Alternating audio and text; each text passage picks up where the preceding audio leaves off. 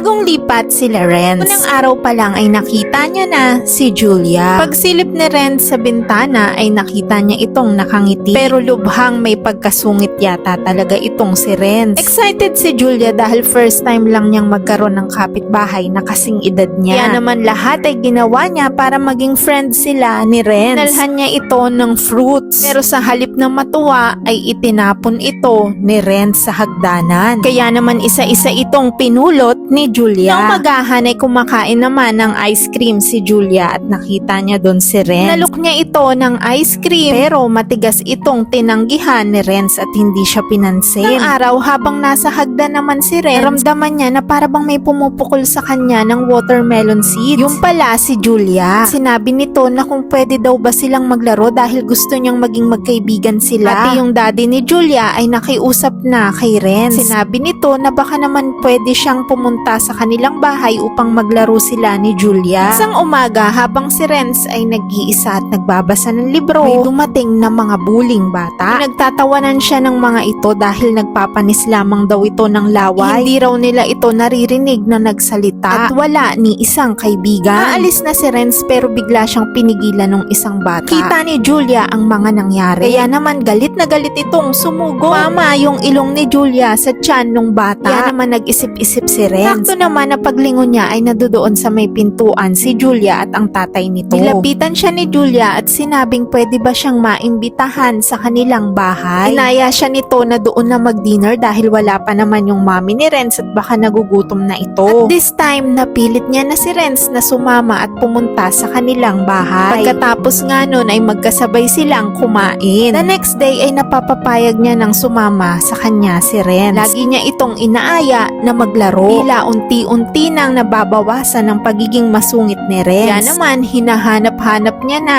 ang pag-aya sa kanya ni Julia. Hindi siyang nagbabasa ng book malapit sa pintuan nito. Sa tuwing lalabas si Julia ng pintuan ay tuwan-tuwa ito. Sabay na naman silang kumain at pinatawa pa nga siya ni Julia. Hanggang sa lumaki na nga sila at naging dalagat binata. Mag-best friends din sila. Sweet na sweet si Julia kay Renz. Habang si Renz ay medyo may kasungitan pa rin.